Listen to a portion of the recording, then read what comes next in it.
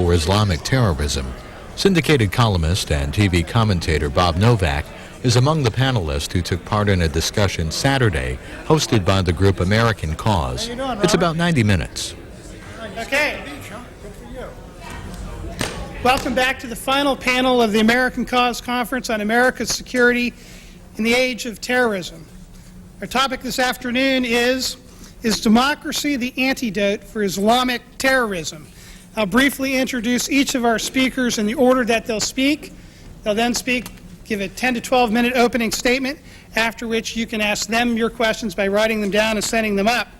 The first speaker will be Clifford May, who is a former New York Times foreign correspondent and president of the Foundation for the Defense of Democracies, a policy institute focusing on terrorism. He writes a nationally syndicated column for Scripps Howard News Service and is a regular contributor to National Review Online, CNN's American Morning, and National Public Radio's Morning Edition. Bob Novak is a nationally syndicated columnist, one of America's great political reporters. He is a co-host of CNN's Crossfire and Capital Gain. He began his reporting career at the Joliet Herald News, worked for the Champaign-Urbana Courier, eventually the Wall Street Journal.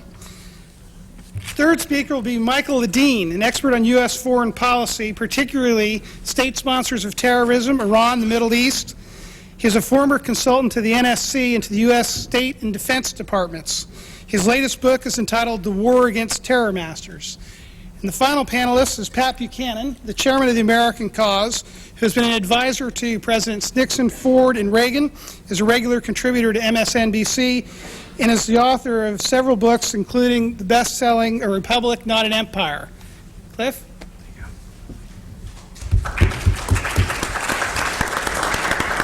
Thank you.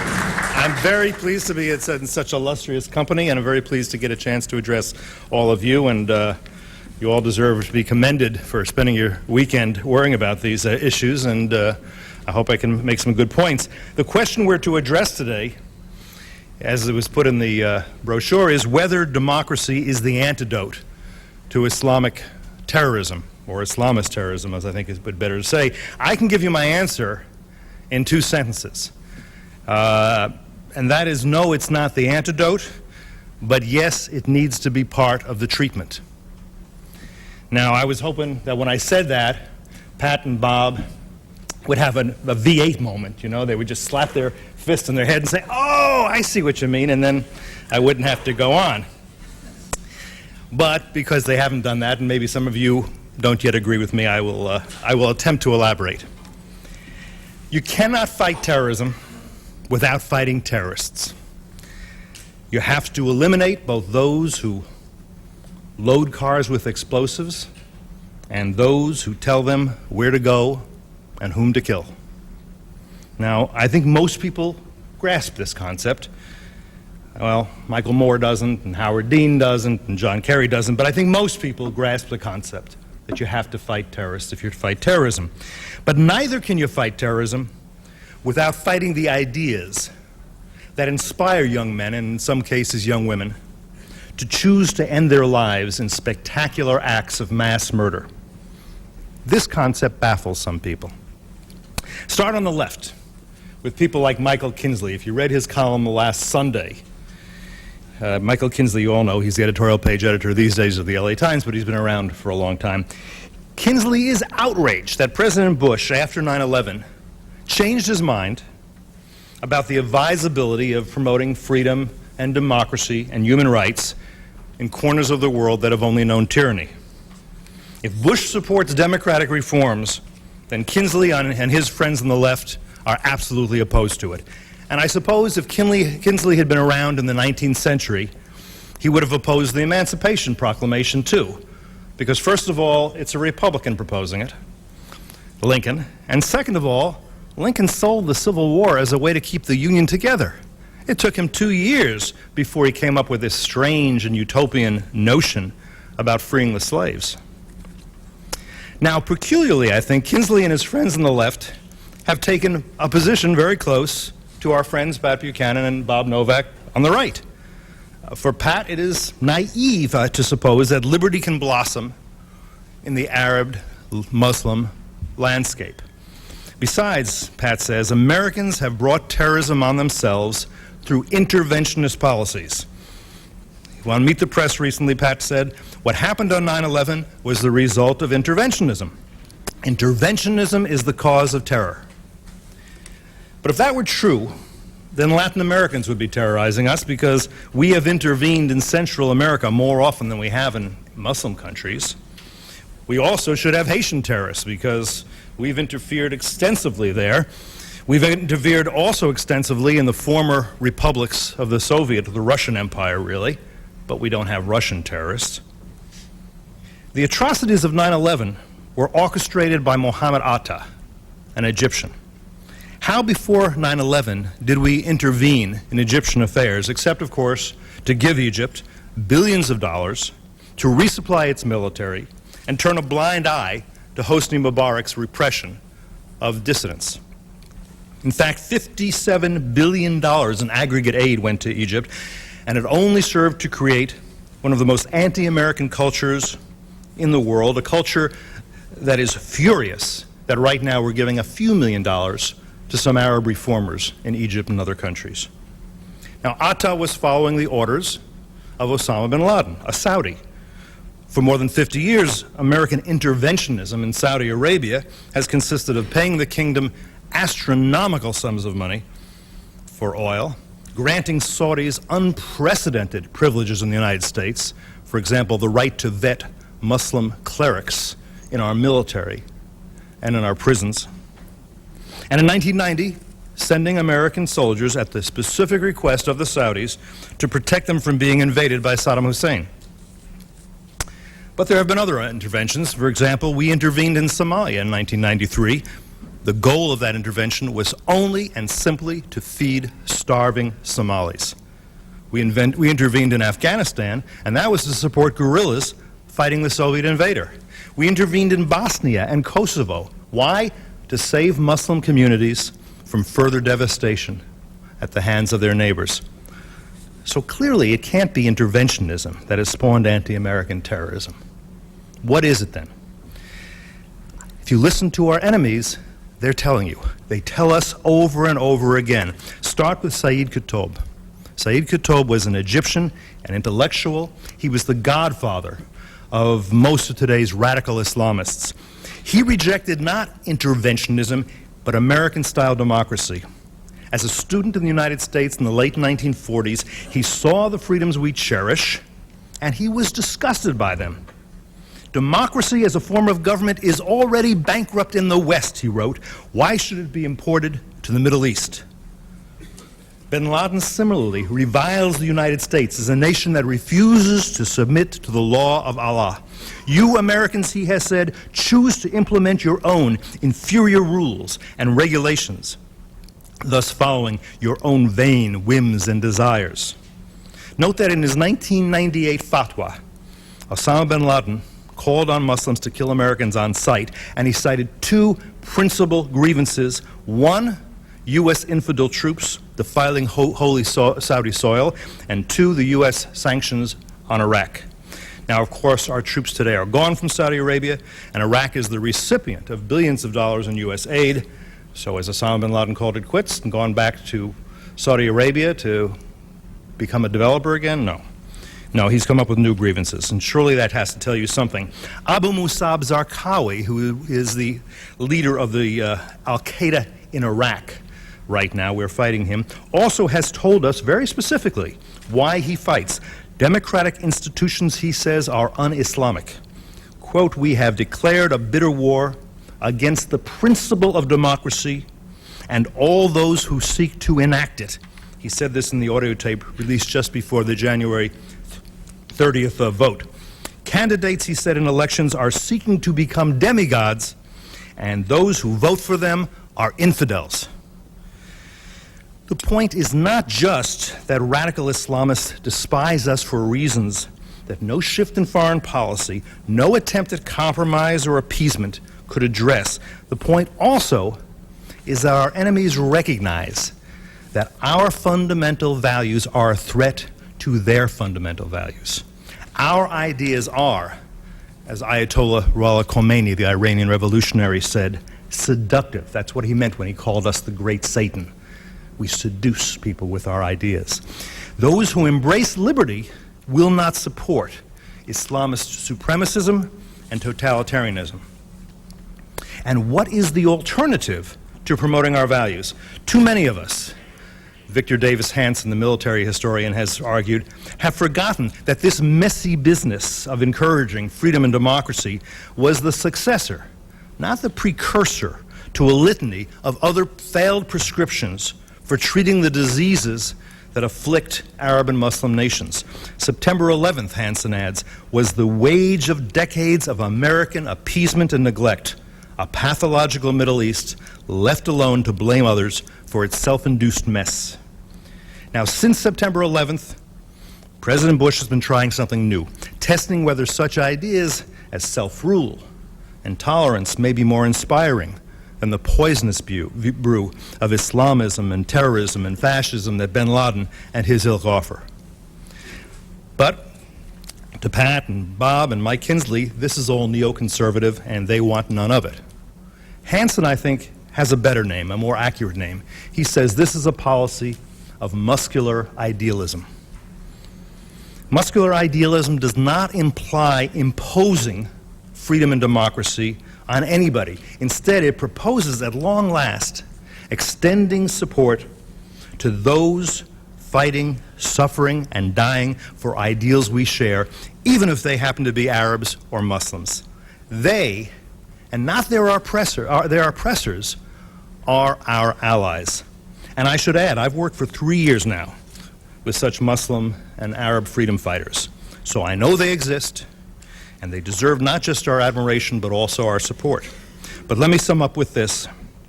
Military people understand that it takes force to defeat a violent and determined enemy. People of ideas, like you and I, need to understand that it takes good ideas to beat bad ideas.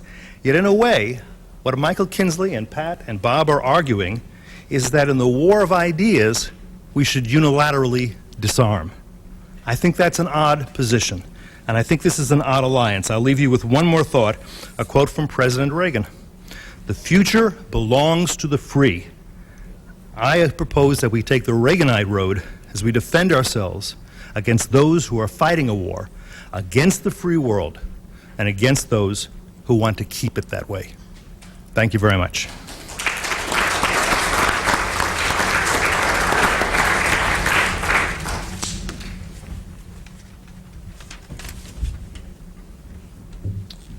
Thank you very much. Good afternoon.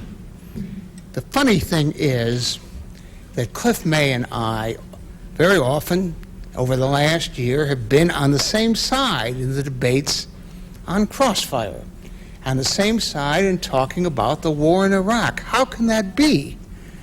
Well, because although he puts me in the same category as Michael Kinsley, the leftist, when American boots land in any area, I am always for the American fighting man. I didn't say men and women, the fighting man, wherever they may be in the world. And the people who were trying to win the last election by attacking our troops and our effort, Cliff May and I found ourselves on the same side of the street. The question, I believe, whether or not democracy is the antidote to terrorism, is really the wrong question. The right question is it feasible? Is it practical? Is it desirable for the United States to have a neo-Wilsonian policy of spreading democracy around the world? Can you even begin to fulfill that kind of policy? For example, what do we do about Russia? Is Russia really a democracy? Is anybody that naive? Do we then come ahead with sanctions against the ex-KGB agent, Mr. Putin, who's in charge, when we have arrangements with Mr. Putin? Mr. Putin has a lot of nuclear weapons. I don't believe anybody believes that the Soviet Union is feeding terrorism around the world. Is there any point in the United States trying to turn Kazakhstan into Iowa. I don't think that's feasible or a possible scenario. What about China? 1.25 billion people. Not very democratic, Cliff, at all. What are we supposed to do about China? Do you think are they a problem in terrorism right now? They may be a rival of ours in the Pacific, but nobody is suggesting that we go ahead with military operations against China. On the question of our invasion of Iraq, is there anybody who really believes now that, one, Iraq at that moment posed a serious military threat to the United States? The United States government has admitted there were no weapons of mass destruction. The intelligence agencies made a mistake. I believe it was an honest mistake, although for some reason I, as a humble newspaperman, knew there were no weapons of mass destruction, and the CIA did not. Secondly, is there anybody who seriously believes that there was a link between Iraq and the 9/11 disaster? Only in Bill Sapphire's column did we discover that there was a secret meeting in Prague, but nobody else believed it. Nobody thought it was serious. The fact of the matter is that the day after 2 days after 9/11, I talked to my old friend Richard Pearl. We all know Richard Pearl, and he was a good, hard-line anti-communist, as Mr. Buchanan and I were. I think we were in the same battleground for a long time. And I said, isn't it true that Osama bin Laden is using Afghanistan for his headquarters? That what we have to do is take a military action against Afghanistan. And he said, no, he said there aren't very many good targets in Afghanistan. It's not a good military area. He was a former Secretary of Defense. I'm just a humble newspaper man. I thought there were some pretty good targets in Afghanistan. He said, where we have to go is Iraq. I said, Iraq? What is the connection between Iraq and 9/11? He said, wait till you find out what it was. Well, I am still waiting to see that connection long after those events. The question that you have to ask, and the Democrats ask this all the time, and they're not always wrong, is Iraq today a greater source of terrorism and danger to the United States from terrorists than it was under Saddam Hussein? And the answer probably is yes. Am I glad that Saddam Hussein is out of there? Absolutely. Are the Iraqi people in the long run better off that he's out of there? Absolutely. But what it has to do with fighting terrorism still escapes me. I believe, too, that there are limits to how much the United States can go around the world as the preserver and the promoter of democracy. I have heard a lot of speeches in my half-century as a reporter in this town, and I doubt I have heard one that disturbed me as much as President Bush's second inaugural address. I thought that the ghost of Woodrow Wilson had somehow infested itself in his body and was speaking out with passing democracy all over the world. I am for democracy, but how in the world can we take on this task? Just in the two places that we're worried about a nuclear danger against the United States, in Iran and in North Korea, we don't have the military means, and we don't have in any way a strategy for a military attack. We are stretched to the limit to keep this operation in Iraq going without a draft. And there's not going to be a draft. There's no popular will to support a conscription in this country. Even if we did have the military means, a war, Iran is a much larger country than Iraq.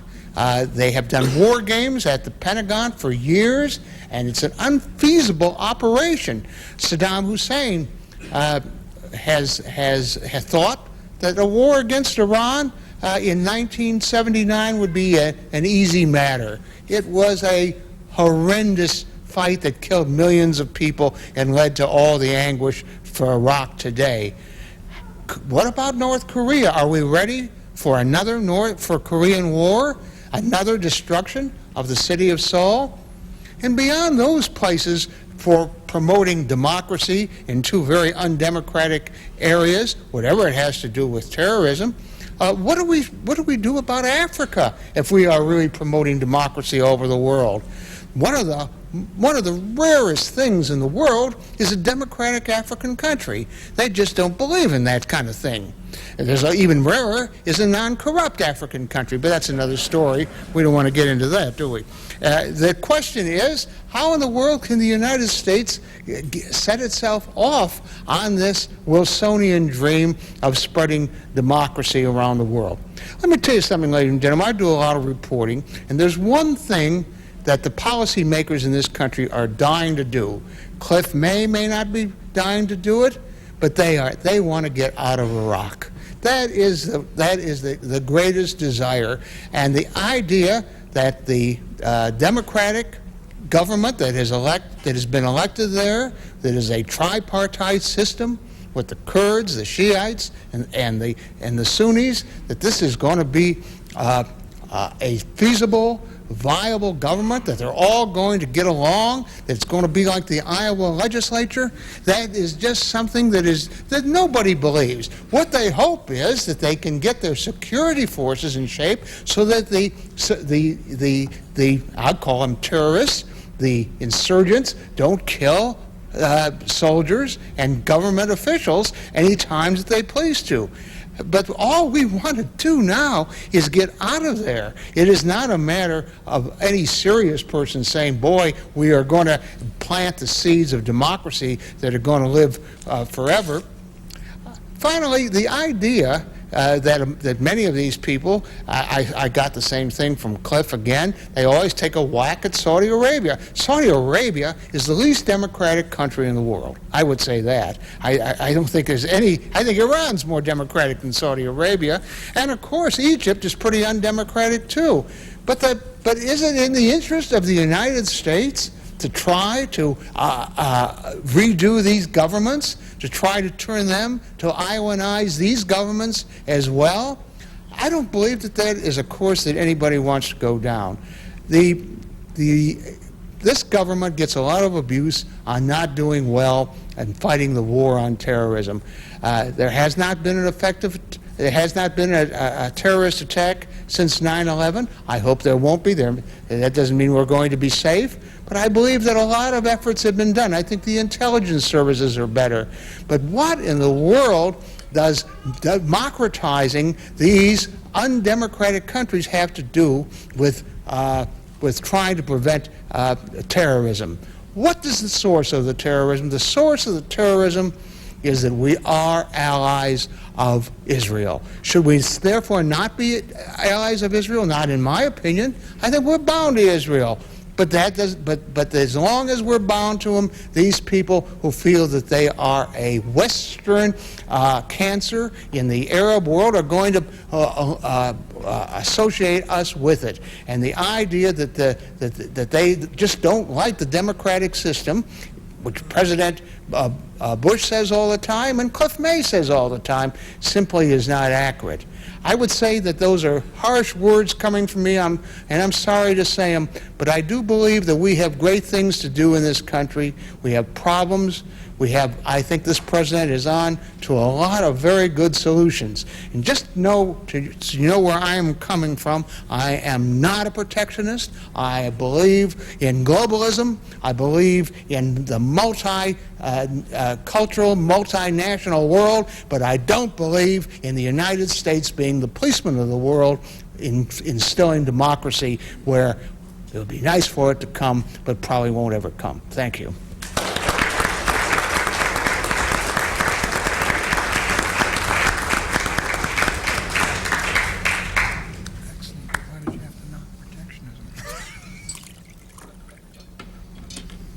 Pat and Bob are now going to arm wrestle over protectionism and globalism and so forth. Well, thank you very much for inviting me. I'm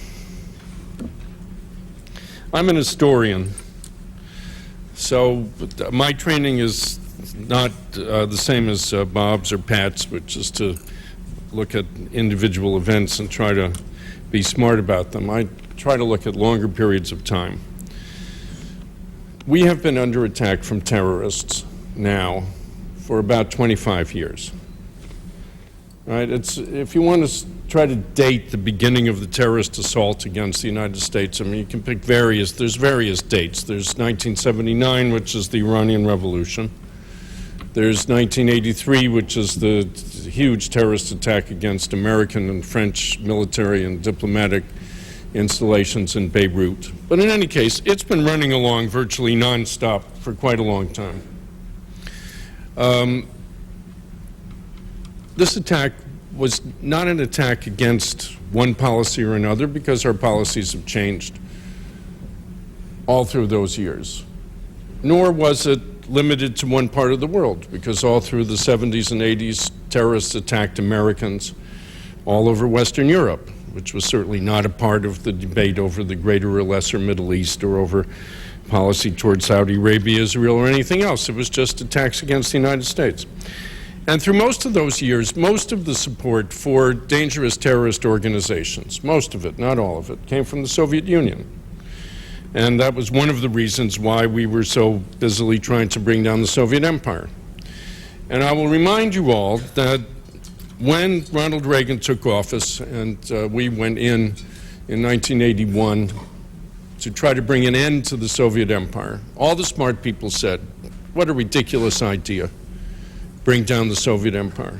All this wonderful intelligence community that Bob seems to like, for reasons I cannot understand, because in my experience, they've been wrong on virtually every major question of our time. Always, always wrong. An almost unbelievably great track record.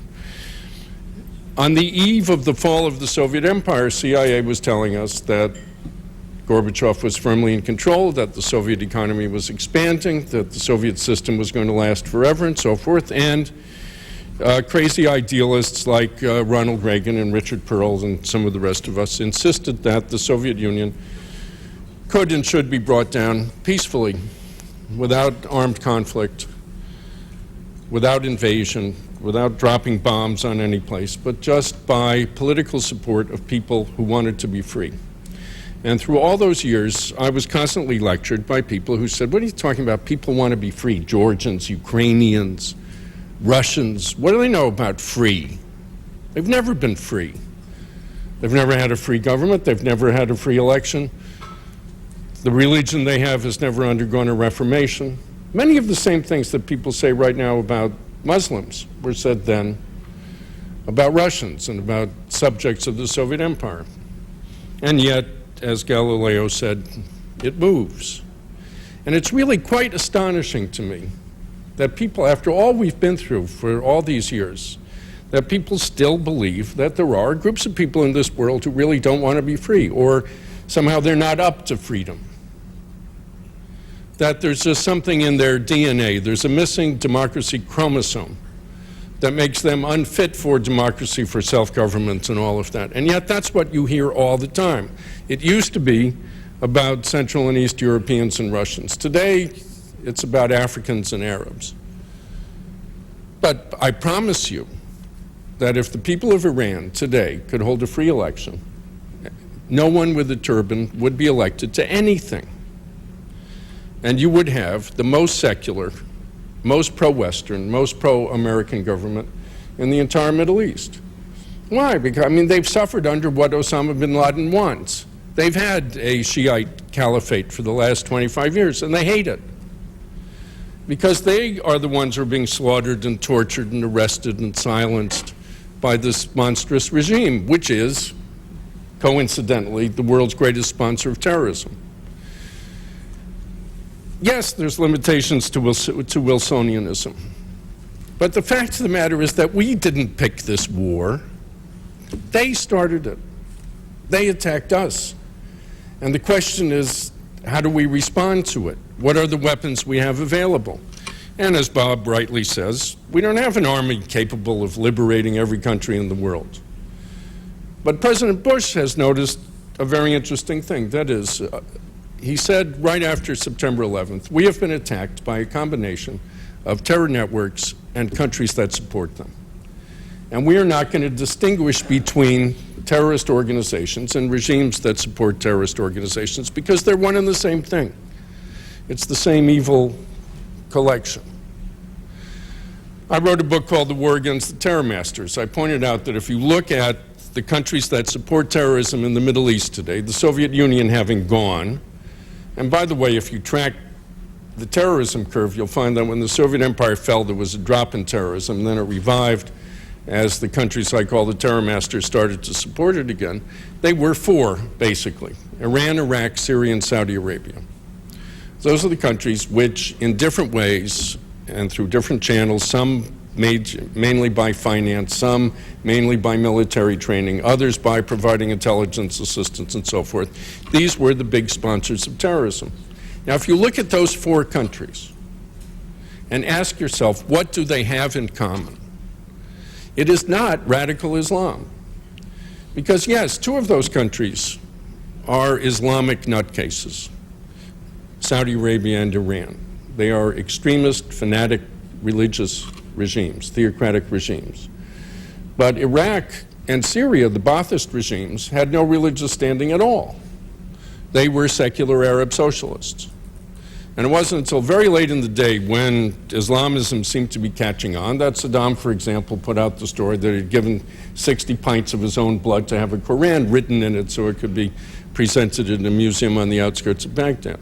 These are the people we're at war with. Their common denominator is tyranny. It is no accident that they attacked us. When I was in graduate school, we were forced to read a 2-volume essay by a professor from Princeton named R.R. Palmer called The Age of the Democratic Revolution. The thesis of those 2 volumes, still a masterpiece, still should be read, was that if you look at the last quarter of the 18th century, time of the American Revolution, French Revolution, and so forth, and you look at all of the world, all of the civilized world at that time, you find that there wasn't a single country that did not have some impulse and some attempt at democratic revolution. It was a global phenomenon. The most successful of those revolutions was ours, the American Revolution. Ours has proven to be the most durable, the most successful, the most flexible of all the revolutions that came out of that period. If you look at the last 25 to 30 years, I think what you see globally is that this is happening again. It's no accident that these democratic revolutions, which brought down the Soviet Empire, which transformed South America, which spread across Asia, and yes, even into some corners of Africa, are more or less mostly inspired by American success, American values, American models. Not that they necessarily love us. A lot of them hate us because they think we're not up to it, that we haven't lived up to our own ideals, that we can do much better. They think they can do better. God bless them. But the point is that this is not, what is happening in the world today is not the result, just the result of American policy. What's going on in the world today is part of a global phenomenon which has been going on for quite a long time, and I think President Bush deserves full credit for having recognized it. I'll just close with this thought. We have only 2 choices in the war against terrorism, the same 2 we have always had. We can either win or lose. There's no way out. They're going to keep attacking us. They've been at it for a long time. Our most potent weapon against these people is not American armed forces. I was opposed to the war in Iraq when it happened and how it happened, as you may recall. I thought it was a mistake. I thought that we should do Iran first. I think that we can liberate Iran without firing a single bullet. I think we should be supporting democratic forces in that country. I think the country is entirely ready for it. The people are begging for that kind of assistance from us. That is what we did for Poland, for East Germany, for Soviet distance and so forth. If we could bring down the Soviet Union in 10 years with the modest effort that we directed against us, how can anybody believe that we cannot bring down these hostile crazy terrorist tyrannies in a couple of years with all the resources at our disposal. And the last point is that in the Soviet Union, we had a very small percentage of the population that was willing to fight for freedom. Maybe 5%, 10%, whatever it amounted to. According to the government's own polls in Iran, more than 70% of Iranians hate the regime and are willing to take action against it. And you see it every day. There's not a day that goes by without demonstrations against that regime somewhere in Iran. That's the kind of policy that I would be proud to have my government have, and I'm really very disturbed that we're not doing anything. I mean, great speeches all the time, but no action. Why is that? It's always worked. We're very good at that. America's a very subversive country. American values are death to tyrants, which is why they hate us and which is why we're at war. Thank you.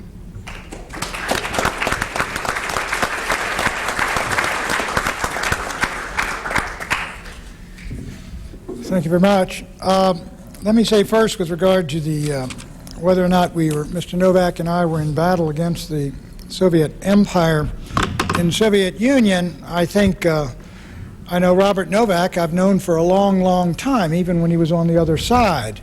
And he and Rollie Evans were, they might have been sort of Rockefeller Republicans. They were strong supporters of the American effort in Vietnam, and they were strong supporters of every tough step taken by the United States in the Cold War. And Mr. Novak wrote a book on the Reagan Revolution, which was all about foreign policy. And I will say for myself, I was the author of most of the Captive Nations resolutions written by Richard Nixon back in the 1960s, late 60s, early 70s. Let me talk to this point about Iran. I agree with Michael that in Iran, there's no doubt about it, that 70% of the people there have voted twice against the mullahs. I think in a free vote, they would vote to get rid of the mullahs. And I think that would be a good thing. There's no doubt about it. What I don't agree is that the United States, any kind of military invasion, would be wise. Let me go back to a little history myself. The great John Quincy Adams said that America goes abroad not in search, America does not go abroad in search of monsters to destroy. She is the champion of liberty everywhere. She is the vindicator only of her own. That is in the tradition of Washington and John Adams and Jefferson and the great presidents. In around 1850, Kossuth came over to this country, Hungarian patriot, wanted our support to overthrow the Austro-Hungarian Empire and break free. And Henry Clay said, we're holding a lamp of liberty on this shore. In other words, he was saying what Lord Byron says, who would be free themselves must strike the blow. That's been the American tradition. We broke with that in 1917 when Woodrow Wilson, who could not figure out what they were fighting about in 1916, said we're going abroad to make the world safe for democracy. As a result of that war, 116,000 Americans died. The British Empire added 900,000 square miles to its territory, and we didn't get democracy. We got Lenin and Stalin and Mussolini and Hitler. And so a lot of Americans are skeptical of crusades for democracy where they want American lives put on the line for someone else's democracy, because too often it does not work. But let me get to the issue we're supposed to be talking about. Is democracy the antidote to Islamic terror? In my judgment, democracy, a good thing, democratic republic we have is the greatest on earth, but democracy is irrelevant to terrorism. What is terrorism? It is a tactic. It is a weapon that people use from time immemorial. It is the deliberate killing of innocents for political ends. The Romans did it in Carthage. It's been done down through history. I've broken it down into 4 kinds of terrorism. There's anarchic terrorism, which appears to be done for no purpose whatsoever other than to unsettle the political condition. The murder of President McKinley by an anarchist in Buffalo in 1901 seemed to have no specific political purpose. There is state terrorism. We saw that under Hitler and Stalin. purpose of terrorism is to terrify, said Lenin brilliantly. But that was the purpose there. As Stalin said, shoot one and encourage 1,000. There is war terror, in which we ourselves have engaged. What General Sherman did in Georgia was war terror. What General Grant told Sheridan to do, he said, I don't want to see a crow flying over the Shenandoah. Make sure it'll have to carry its own rations. In other words, burn them all out. That's state terror.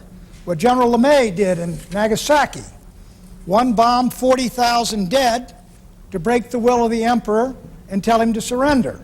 Killing of innocents for political ends. Then there's what we're talking about today, and that is revolutionary terror. The purpose of that is invariably to overthrow or destabilize a hated regime. Now, in my judgment, democracy is no defense necessarily against terrorism. Democracies have been targeted. The IRA have been targeting the British, who are one of the most democratic people on earth, in order to get the British out of Northern Ireland to unite the North with the South. The French were targeted by the Algerian FLN. There are Basque terrorists in democratic Spain, still blowing off bombs. Baader-Meinhof gang, Germany. Red Army in Italy.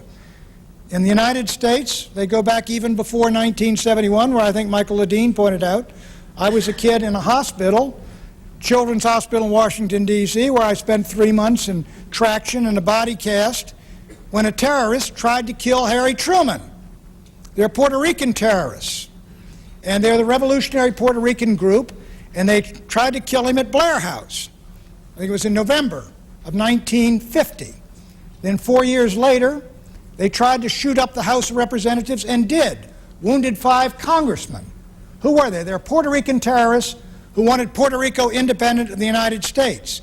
We handled that very well by simply saying, Puerto Rico wants to leave, we'll give them a free vote, they can leave the United States. And we treated it and we dealt with the terrorists themselves. We didn't use mass military action, and we succeeded. Now let's go to the Middle East. Is democracy the cure for terrorism there? In my judgment, democracy is neither a necessary nor a sufficient condition of ending terrorism. I say that for this reason. The Arab world, there's 22 Arab states, they have never been democratic. And yet we have never been attacked before this present era by the Arab states since the Barbary pirates. And Jefferson did not go ashore on the north coast of Africa to democratize it. He sent some naval officers to take care of the problem. Why are they attacking us now, these terrorists? They are over here because we are over there. They are coming over to the United States because we are in their backyard. We are interfering in their internal affairs. We're telling them how to arrange their internal affairs. We dominate their politics. We support Israel. As someone mentioned, there wasn't one, there was two. There were 3 causes in the fatwa of Osama bin Laden published in 1998. One was, as mentioned, the infidels are on the sacred soil of Saudi Arabia. Second was we were persecuting the Iraqis and we were going to attack them again, which proved true. And third, we're supporting the Israelis against the Palestinians. Now, I think if we want to know why Osama bin Laden's attacking us, we're probably better off looking at what he says rather than what some of our panelists say is his motivation. Now, how do you end terror? One way empires end terror is giving up the empire. When the French left Algeria, de Gaulle got them out in 1962, FLN terror, blowing up movie theaters and bars, restaurants, all manner of horror, FLN terror against the French ended. They had gone home. When the Israelis got out of Lebanon, by and large, not entirely, by and large, Hezbollah acts of terror against Israel ended. When the British got out of Palestine, Menachem Begin stopped blowing up their hotels. The Zionist terrorism ended. When we took the Marines out of Beirut, which Ronald Reagan wisely did, that's the one act in the whole Cold War that I opposed, was putting Marines in Beirut, because I'd been in Israel a couple of months before, and we were supposed to be driven up to Beirut, and the Israelis said, we don't think that's a good idea. And I said, if they don't think it's a good idea for me going up there, why should we stick Marines in there in the middle of a civil war? Is none of our business. It had nothing to do with our war, which was the Cold War. But when Reagan took them out, the terrorism against Americans ended. When the Russians got out of Afghanistan, terrorism against the Russians there ended. The same will be true of Chechnya. And when the U.S. gets out of Iraq, Iraqis will stop attacking Americans in Iraq. What is the main source of terrorism right now? We've heard Syria mentioned. Now, I don't have much brief for the fellow that runs Syria, Mr. Hafez al-Assad's son, but I mean, his father, the Israelis offered him 99% of the Golan Heights. The son is clearly not as bad a fellow. He didn't commit the atrocity in Hama that his father did, but what is the greater source of danger and terror attacks on the United States? Syria or the Sunni Triangle? We have created a new haven for terrorism to replace the one we did away with in Afghanistan. Is that wise public policy? As long as we're there, the attacks are going to continue. Now, is democracy in the Middle East a good thing? Sure, I'd like to see democracy in the Middle East. But before you pray too hard for that, you better know what you're going to get. Now, in Iran, Michael and I happen to agree on that. I think any overthrow there in Iran is going to be to our benefit. And I think because they've gone through the experience of Islamism, 20 years is all you need. They're ready to throw them out the way the Russian people were ready to throw the communists out. But the Arab world is a different story.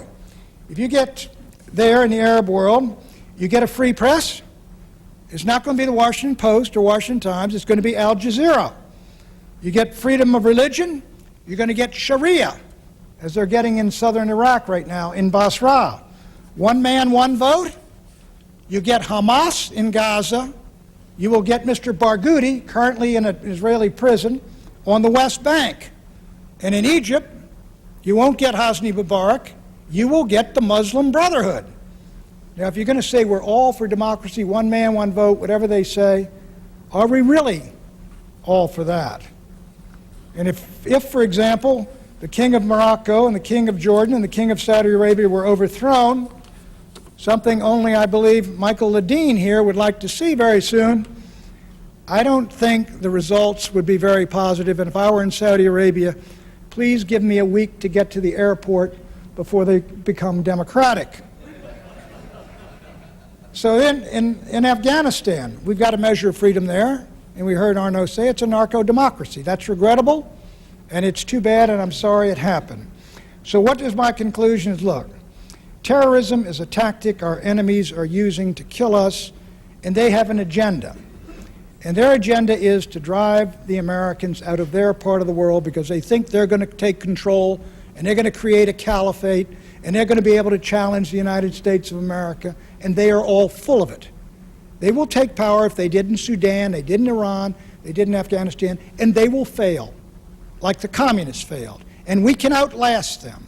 If we conduct a defensive policy, go after the terrorists, targeted attacks on the terrorists, stay out of their region, I would say we need to do only three things: shut down the empire, defend America's borders, and bring the troops home. Thank you very much.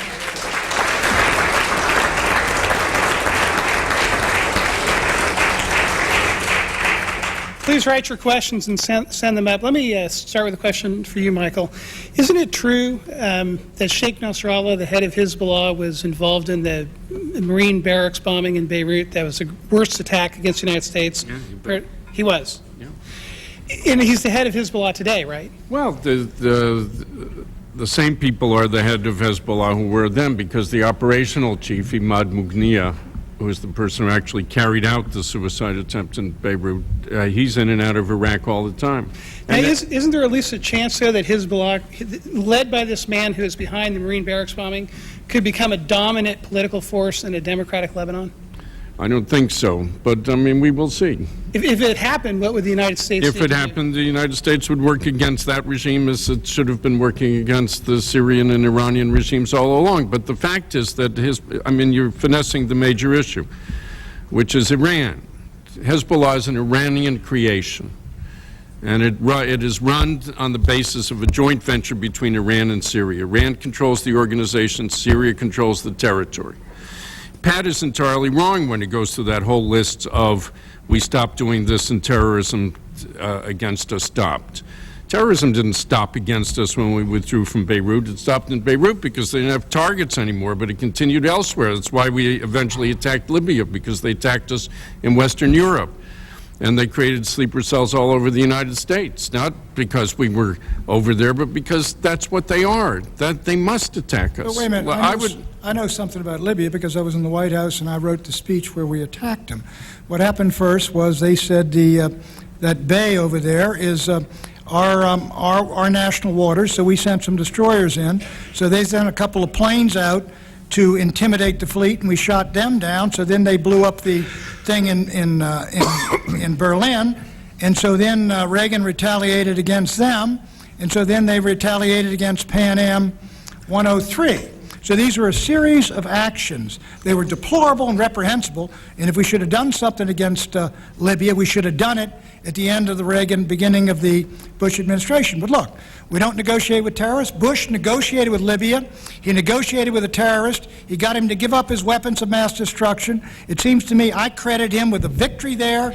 It can be done without invading every country in that region. Yeah, that's my central thesis. It's exactly what I've been saying. So don't yell at me as if I was advocating, I wasn't invasion. yelling. I was just raising the decibel. No, but no, what I'm saying is that it's just fatuous to argue that every retreat is a new kind of victory and it will stop people from attacking us. It won't. It encourages them. Every time you back off from this kind of conflict, they come at you harder. You know that. I mean, you're Irish, for heaven's sake. But, you know, look, we had an earlier panel. I'm sorry you weren't here. But between 1991, after we threw Saddam Hussein out of Kuwait, and 2003, we threw 40,000 sorties over his country. They didn't shoot down one. We cannot confirm a single incident of one terrorist attack on the United States of America, the killing of one citizen. Why in heaven's name would you send 150,000 people up to Baghdad saying he was a threat when nobody even in the region thought the guy was a threat? Well, that's not true. In fact, the government of Egypt and the government of Jordan, in fact, every government in the region thought he was a threat. And if we were going to... Nobody wanted him attacked. Well, give me one full sentence, then you can have your three. But every government in the region said that he had chemical and biological weapons, and that if we attacked him, he was going to use them. So along with our intelligence failure, if you want to call it that, you have to give all the governments of the region. No, the great mistake about Iraq, the colossal mistake, is what I call Desert Shame, which was the first Gulf War. I mean, there we were, there it was. And you can quibble about should we have defended Saudi Arabia or not. But once we were there and the regime was ready to fall, it was just criminal for President Bush, first President Bush, to call on the Shiites and the Kurds to rise up and then abandon them and re-empower Saddam. I mean, we could have taken a big step forward right then and there. If you want to get I just wanted to say one thing in reference to your question, Terry, and that is that Sheikh Nasrallah, who is the head of Hezbollah, which is supported, as you know, by Iran and by Syria, they have a TV station. It's really the first time in history that terrorists have their own TV station. It's called Al-Manar. And if you watch Al-Manar and what they say, they go through a litany of things for which they say, and this is their words, America owes the world blood. And it's everything from taking this country away from the Indians as they see it. It's the things that they believe we've done in Latin America. This station, which I would like to see entirely shut down, calls for jihad, for a holy war against the United States. It calls for suicide bombers or people to volunteer to become suicide bombers to attack the United States. And the litany of things they charge us with is endless. Now you can say, okay, look, these grievances, you got a good beef here, and so we'll do what you're asking us to do. But just watch the litany, and you'll know that we can't do everything that they want us to do. At the end of the day, what they are saying, and I agree with Pat, read Osama bin Laden, read Saeed Qutb, read any of these people, and you'll see what they're trying to do. They are trying to create a new empire that will rival the previous Islamic empires, the one created by Muhammad, and of course, the Ottoman Empire. And they believe that to do it, they must first build on the ashes of our civilization. It is the only way to reestablish the caliphate. Yeah, Cliff, I actually have read some of Sheikh Nasrallah's speeches as translated by the BBC, and you're right, they're viciously, vehemently anti-American. Hezbollah's slogan is death to America, but the person in the audience asks, apropos to Pat's analysis, where has Hezbollah attacked Americans since we pulled out of Lebanon? Before that, they committed the worst attack. Where have they since then? They haven't. There's no question. They've been focused their attention since then, as far as we know, on Israel and on, if they can, taking power in Lebanon. Although I'm not sure that they can. That doesn't. But there's a reason why they've been called the A-team of terrorists. They have established sleeper cells not just in this country, but very much throughout Latin America. Look, you could have said in summer of 2001. I don't see where al-Qaeda is a big threat to us. I mean, I know what Osama bin Laden's saying, and I know he's training terrorists in Afghanistan by the thousands, and essentially this is what the Clinton administration said, is what Sandy Berger said. But are they really a threat to us? Let's just cross our fingers and hope not. I'm not saying we should go into Lebanon and destroy Hezbollah. I am saying we should recognize that there is no little thing we can do that will make them say, oh, these aren't such bad guys, these Americans, never mind, we have no problem with them. They have a problem with us that we cannot solve through appeasement. Bob, can the U.S. afford to be the global policeman while China and India focus on being the global businessman? No, certainly not. We are stretched thin, and that's something that nobody ever wants to address. One thing we do, we're stretched so thin we ignore a lot of things that are troublesome. For example, we're in very bad shape in South America. The only thing you read about in South America is Colombia, where the Colombian army is getting the hell whacked out of it by guerrillas lately. But the Venezuelan oil state is gaining an influence.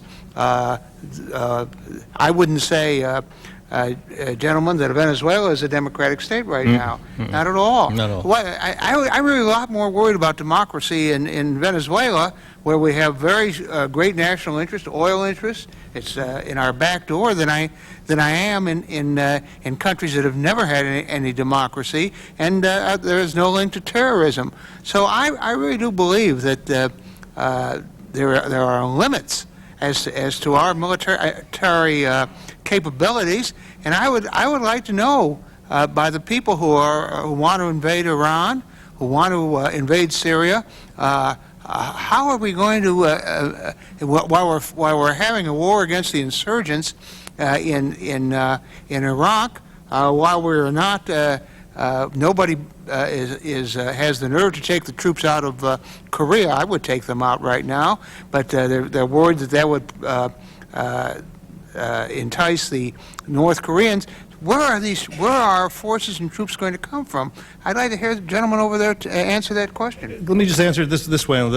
We agree with you. We're not saying let's send troops right now to invade Iran. Let's send troops to invade Syria. Let's send troops to invade North Korea. I think the military option should never be so far off the table that our enemies aren't frightened of us. But you're absolutely right. What we're saying here, and this is the distinction, we're saying that it is vital that this country stand up and champion, as Pat says, champion our values, freedom, democracy, and human rights differentially. We recognize and we insist upon the fact that over the past 200 or so years, almost every revolution has been a failure. The Iranian Revolution is a failure, the Chinese Revolution, the Russian Revolution, the French Revolution. Our revolution was a success because our revolution was in pursuit of values that are universal and resonant. And we need to not be relativists and say, well, we're democratic, but the Saudis are not, but it's all okay, it's all the same. And no, let's say what the truth is. Their system, tyranny, totalitarianism, fascism, communism in any form is not as good as our system, and we know there are people in these countries who believe that as well, and let's support them. We knew during the Cold War, because of Reagan, because of Pat Buchanan, the names of the dissidents in the Soviet Union. How many of you know the names of the dissidents in the Arab world? Ayam Noor in Egypt, or Fathi al-Jami in Libya. These are the people we should support, not those who oppress them. There's a difference. Now, let me tell you what the difference is, that the Soviet Union, in my opinion, I don't know if it was in yours, Cliff, but it was my opinion, I think it was in Pat's opinion, represented a threat to the security and, in fact, the existence of the United States. Agreed. I feel sorry for the dissidents in Egypt, but I don't believe Egypt is a threat to the to the existence of the United States. I don't think Saudi Arabia is. And I don't believe that we can be the nanny for the whole world and say that we are the protector of democracy in every corner. Bob, is radical Islamism a threat to the United States, to the existence of the United States? If 1 billion Muslims are converted to bin Ladenism, is that a threat to us? Look, let me say I agree with Bob 100%. Everything the Soviet Empire did, even before we were, quote, allies, was directed for bringing down the West and the United States of America. Everywhere they took power, they murdered people that agreed with us. They used subversion, they used terror, they used aggression, they used propaganda, all during the Cold War against us. They had a nuclear arsenal that was equal to ours. This was the great war of our time. Now, a bunch of guys in Afghanistan who are going to recreate the caliphate, over the entire Arab world, they're not going to do it. They're going to fail. Are they terrorist danger if you give them something and they can get over here? Right. That's why I say target the terrorists. We did Afghanistan for the right reason.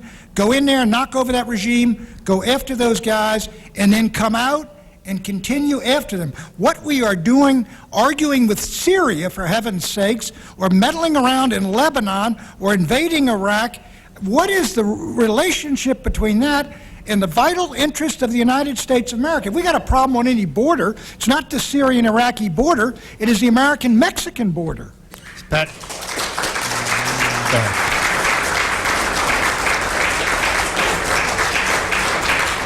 Just this one sentence. The Soviets never did what bin Laden did, kill 3,000 Americans on American soil. Go after bin Laden. I mean, I'm all for going after bin Laden. What has that got to do with Saddam Hussein? Bin Laden detested Saddam Hussein. No, bin Laden supported Saddam Hussein. In fact, he said, yeah, even though he detested him, he said, okay, the Americans are coming, and we all know that Saddam Hussein's a dirty communist, but we have to support him anyway, and we're going to support him. I think bin Laden, besides some of the neoconservatives, is the guy on earth happiest we're in Baghdad right now. Abu Musab Zarqawi. No. Look, I mean, that's just totally wrong. And you ask, why are we worried about the Iraq-Syrian border? And the answer is, look, I am the only person you know who accurately predicted what was going to happen in Iraq after we went in. And I predicted it months before we ever invaded Iraq. And it was because all the other terror masters in the region, the Saudis, the Syrians, and the Iranians, knew that if we succeeded in Iraq and created a stable, democratic polity in Iraq, that they were finished. It's an existential war for them. They must drive us out of Iraq. They must make us be seen to fail. It was one of the reasons why I thought we had the sequence wrong and why I thought we ought to go after Iran first, because that was, can I say it again because you keep forgetting it, Bob, political, not military. Didn't call for invasion, didn't call for bombs, didn't call for troops. Called for the kind of political support that we gave to the captive nations inside the Soviet Empire. Would you say that Iraq today is a more dangerous base of anti-American terrorism than it was under Saddam?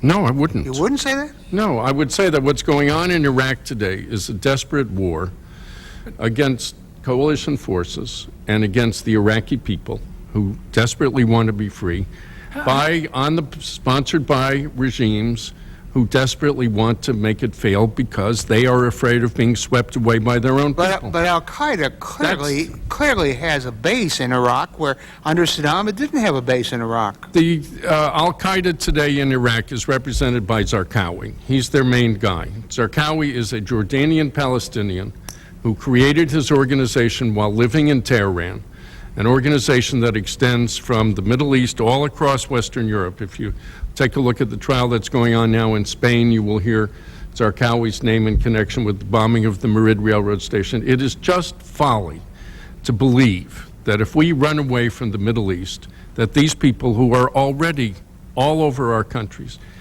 I don't know how much you looked at this when we were in the White House in the 1980s, Pat, but we knew about Hezbollah sleeper cells in the United States in the 1980s. They've been here all along. Let's go to the point again, though. We got Cliff May says not a single attack by Hezbollah against the United States people since we got out of Lebanon.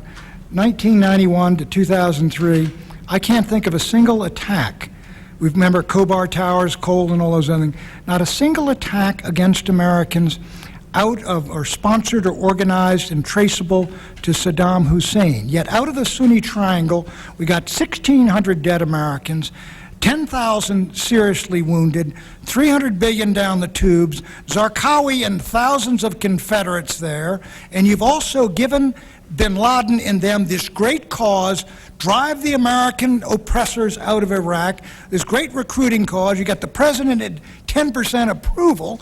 How you can say that this hasn't advanced and metastasized this cancer, I don't know. Well, I'm saying that they are desperate to fight this war, and I knew they were going to fight this war, and I said they were going to fight this war this way.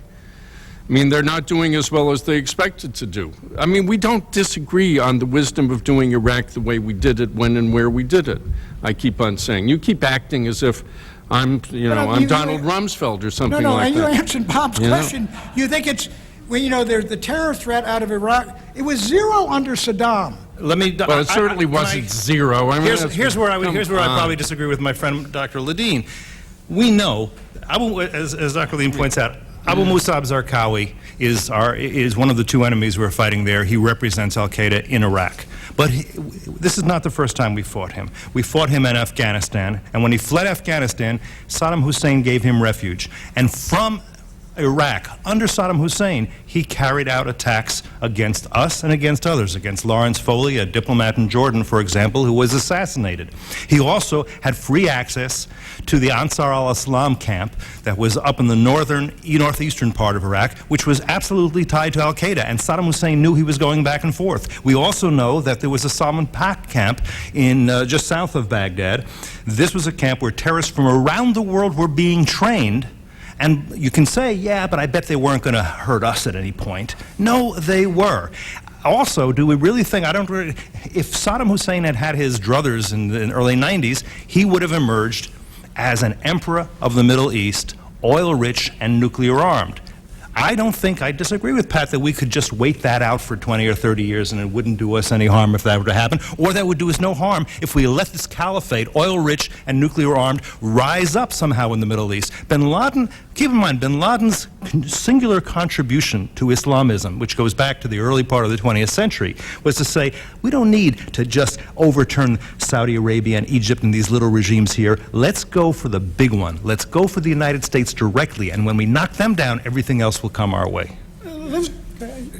For heaven's sakes, bin Laden's going to knock down the United States of America. You got a guy in a cave in Afghanistan who's going to knock down the United States. That was the view of the Clinton administration during the 90s. Well, let me look. They can knock down a couple of buildings, but look, any time if you get your Iraqi, suppose Saddam Hussein kept Kuwait and he has his oil empire, the last thing he wants is a war with the United States of America.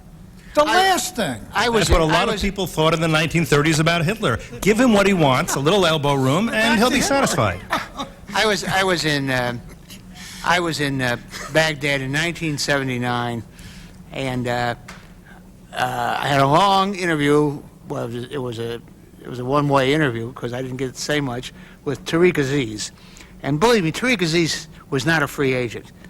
You may not know that, but he only said what he was supposed to say. Yeah, sure, you're right. And what he said was that at that time the U.S.-Iraq relations were getting warmer and warmer, and he said it is the Iraqi mission to get rid of these corrupt sheikdoms on the Gulf. Kuwait was the most vulgar of all these states, and that also that the mullahs in Iran were a threat to the peace of the Middle East, and we have to get rid of them too. They were fascistic or communistic, whatever you want to call them, dictators in Iraq, but they weren't anti-American. And I would say there's a lot more anti-Americanism in Iraq now than there was under the Saddam dictatorship. In Iraq now? Look, as I say, I've worked with I've worked with Arab and Muslim, and particularly Iraqi, I would call them freedom fighters, for about 3 years. And I must say I was concerned that those I had been working with were not a representative sample. But when I saw 8 million Iraqis say to the terrorists, you can say you're going to kill me for voting, but I don't care. I'm going to dip my finger in this ink, and you'll know I voted. Come and get me. I have to say, I thought, you know what? This can work. Now, it's not that these people aren't being attacked every day for being friendly with America, for being collaborations for being America, for being infidels, because they want to select their own leaders and they want to make their own laws. They are under constant attack from the former rulers of the country, the Party of Return, the Baathists, and from Al-Qaeda, led by Zarqawi. But they are our allies, and if they prevail, it'll have tremendous impact over this century. Michael, you said that you thought we should have liberated Iran first. Are you advocating an invasion of Iran? Do I have to say it again? I'll say it again. I'm against the use of military power against Iran. It would be counterproductive and stupid.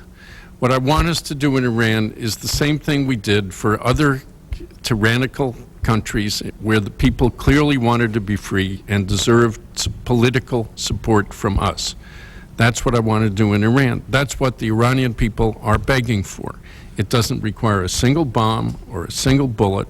All it takes is a modest amount of money, a bit of broadcasting, and a few cell phones, and you'll have it. And you don't think Bush is doing this? Well, he's not doing it. It's not what I think. He's not. He's giving speeches saying, if the Iranian people show that, they want to be free, we will stand with them. Well, they show it every day. I mean, they had a whole week of violent demonstrations around the Abadan oil refineries and all through Khuzestan. We didn't do anything. Covertly funding revolutionaries in Open. Iran? What covert? Why? It doesn't have to be covert. Mm-hmm.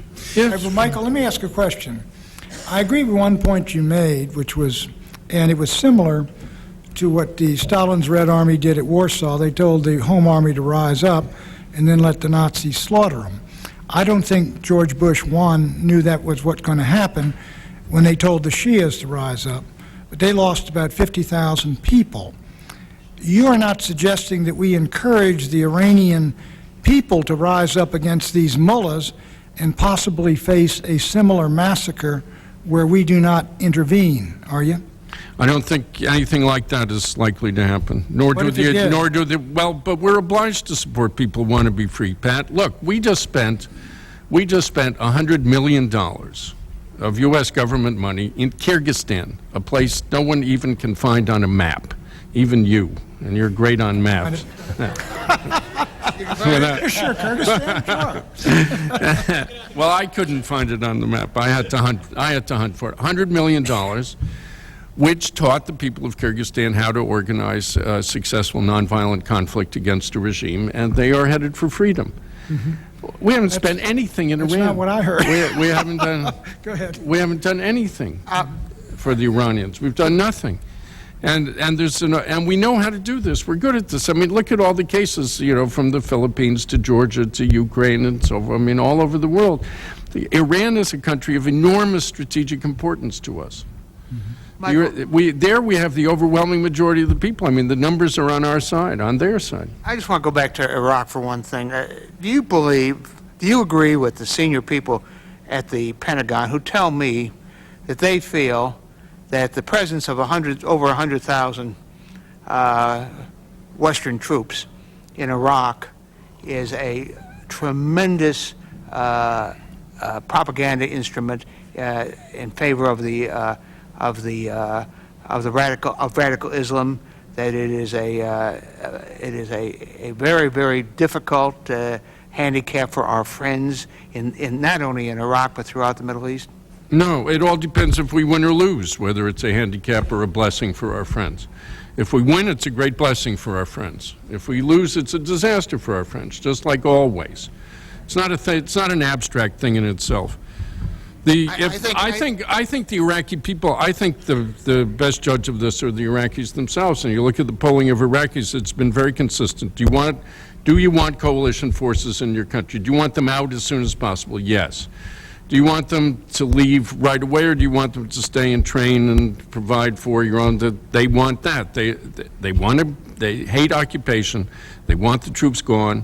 We want to get out of there. I mean, we have from the beginning. We've never spoken of occupation, but it has to succeed, because if it fails, it's hell to pay. I think they want us out now, and I believe that it is seen throughout the Middle East as equivalent of the Crusaders, of a foreign Christian or Judeo-Christian element in their region, and they hate it. It's not seen that way, obviously, in Lebanon, where the site of the Purple Revolution has inspired the Cedar Revolution. It's not seen that way in Egypt, which is having the first demonstrations that they've ever had, and Mubarak is promising more open elections. And there have been demonstrations throughout the Muslim world. Even someone like Yosef... Given all, I mean, we've all seen these surveys that showed Bush at 4% or 5%, Morocco and all these places, and bin Laden.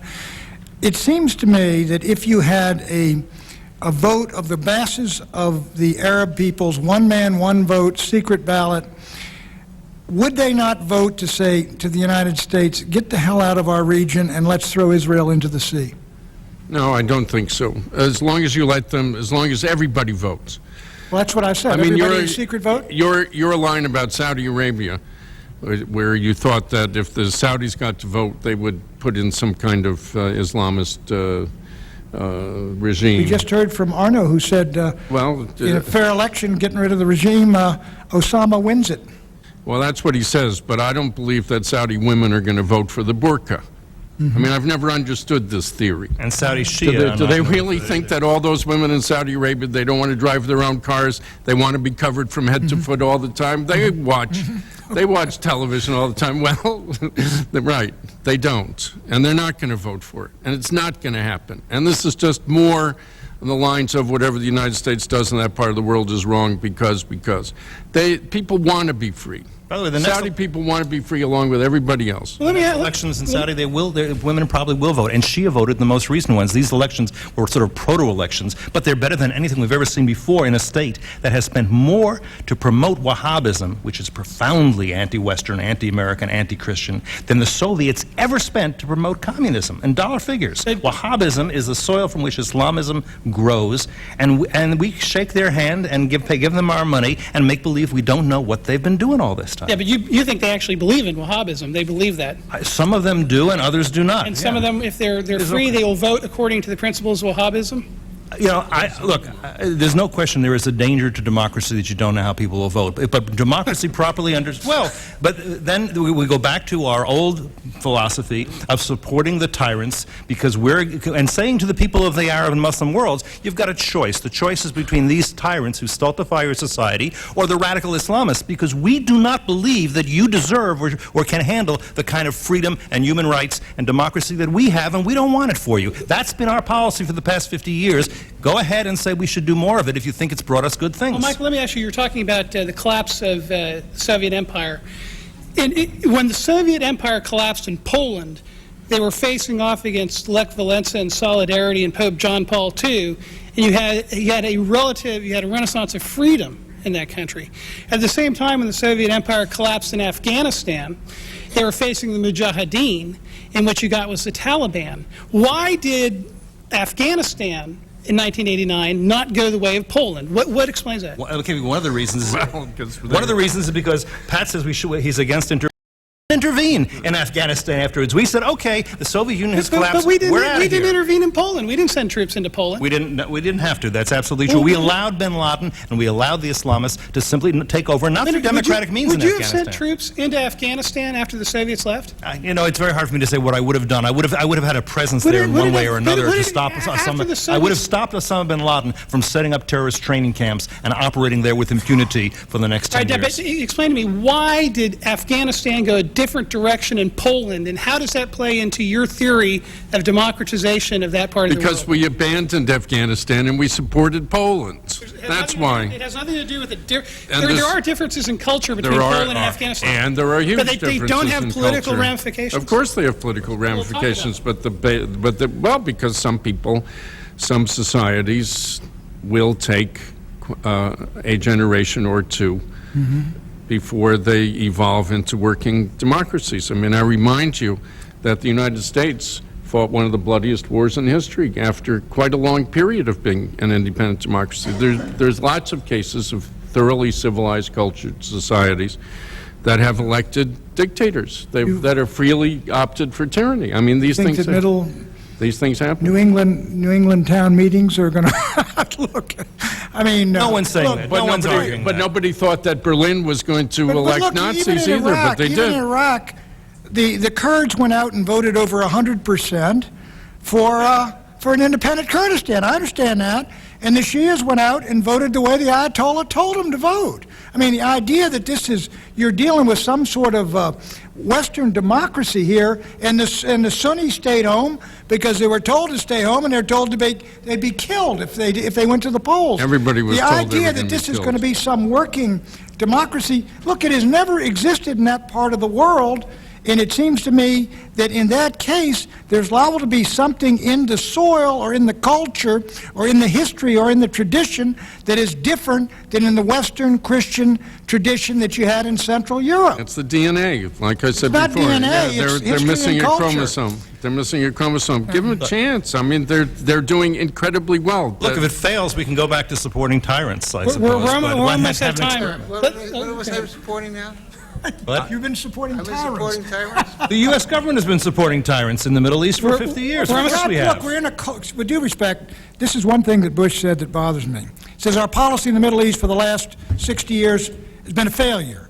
That is nonsense. The United States worked with a lot of Arab leaders and dictators and shahs and Pinochet and South Korean generals and the rest of them, and the result of this pragmatic, tough, consistent policy of containment was that all of Eastern Europe is free. The Soviet Empire collapsed. That's the real world. The idea that you're going to have to create something. Pat, let me just say, Pat is right on that, but now that the Soviet Empire has collapsed, let's look at the threat that exists right now to us, those who are saying they want to kill us, and they want to kill us even if we're willing to throw them a few bones or a few other little The problem with this neo-Wilsonianism is where does it end? Do you say, well, okay, let's really use all the powers of subversion we have to get rid of Putin?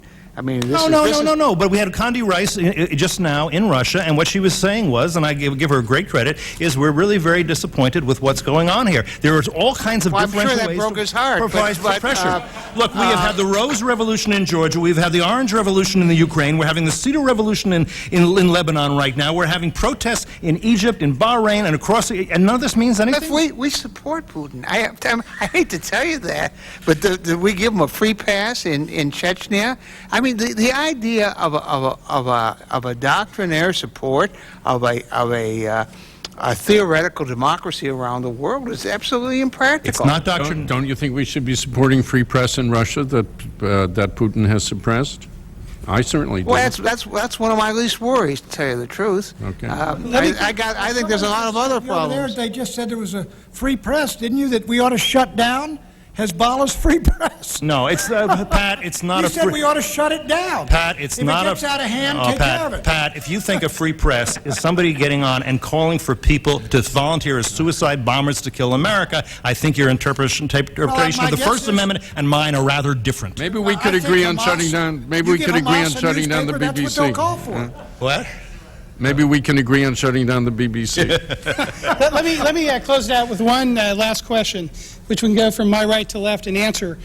Should the United States of America ever go to war when a vital national security interest is not threatened?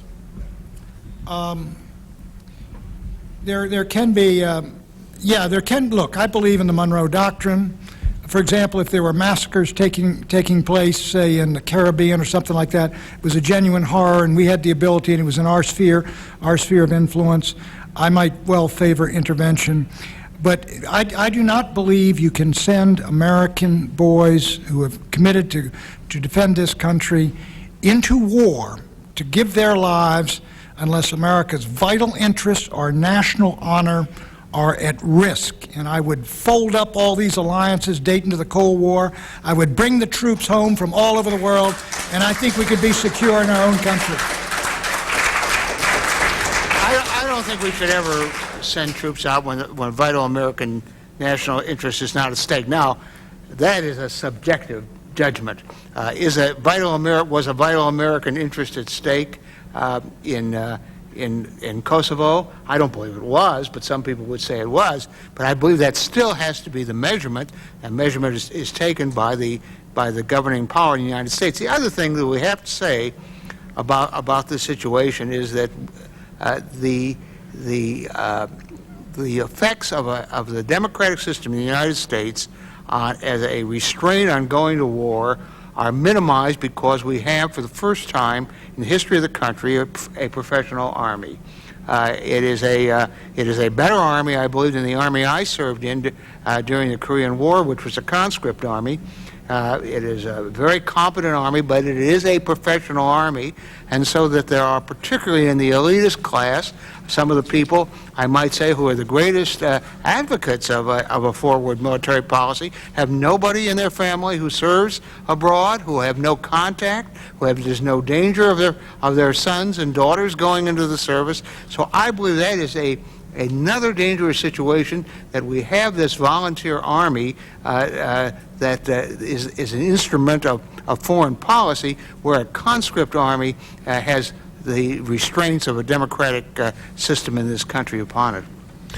Well, I can only say that I suggest you not try, please, that you not try this argument out on U.S. Marine Lieutenant Gabriel Ledeen, or on Simone Ledeen, who's in Afghanistan. I mean, and if you would take the time to look at American officers who are currently involved in this war, you will be astonished at the number of children of the American elite. I mean, people How about enlisted men? People that you wouldn't believe, enlisted men too. I mean, lots and lots of them. I mean, the stereotype of the American military today as a force composed of people from the underclass who are desperate for work and can't do anything else, and so they go into the armed forces. That's nonsense. The kids in our armed forces today come from the best families. They come from the best universities. I mean, I was flabbergasted as Gabriel went through the sort of various training procedures. But anyway, the basic question is, would you send would you send your own children to fight if American national interests weren't at stake? And the answer is obviously not. Nobody would. No responsible person would. But national interest is, as Pat said, not so easy to define sometimes. And historically, unfortunately, it has often proven to be the case that when you had the opportunity to intervene early at a relatively lower cost, and you didn't, and you let time pass, got bigger and worser, and the cost was enormously greater later on. I do not believe that there is any escape from the war we're involved in now. And I will quickly add, I forget whether it was Bob or Pat who said this, but I agree with it. I mean, this threat, the terrorist threat that we're facing now, is peanuts compared to the China that we're probably going to have to deal with down the road. And I'm alarmed that so much energy is going into thinking about debate over Iraq this and Iraq that, and almost nothing is being spent talking about China, which is a country bent on our destruction, and says so publicly, and it's 1.5 billion people, and they're obtaining military technology and all these various other things. But historically, and again, I'm an historian, when you get in a fundamental conflict, a fundamental ideological conflict, which is what we're in right now with these people, you can win it or lose it, but you can't get out of it. And the longer we wait, the more costly it's going to be. Thanks. I'll try to be brief here and just say, look, for a long time we were very lucky. We had a friendly nation to our north and a weak nation to our south and two oceans to our east and west. And we had a sort of glorious isolation. But I think 9/11 has to bring home that the world is a small place, and we cannot protect ourselves from those who are our sworn enemies unless we fight them, and unless we understand what they're up to and what they want from us, and that it's not a little change here and a little appeasement there.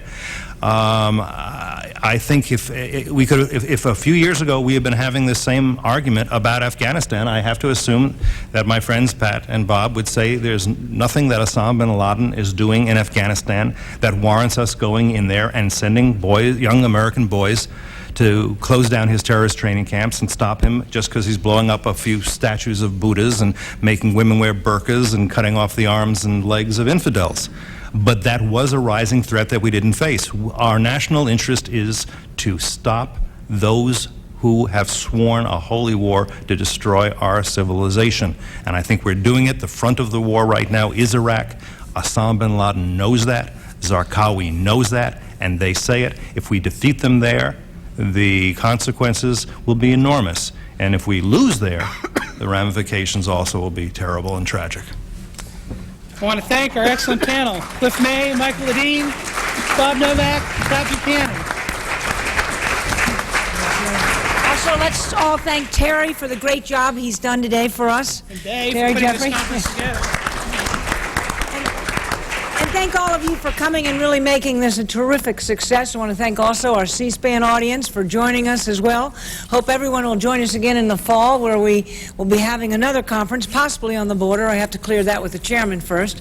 But now we have a reception, and let me also thank the great panel that we had today. It was just a great debate. Really appreciate you all joining us. We have a reception now down the hall, right before the restrooms. I apologize for the reference, but that's something I can tell you. Right before the restrooms, on your left is the room where the reception is going to be held right now. Thank you all again. It's great to be with you once again. My pleasure. Thank you.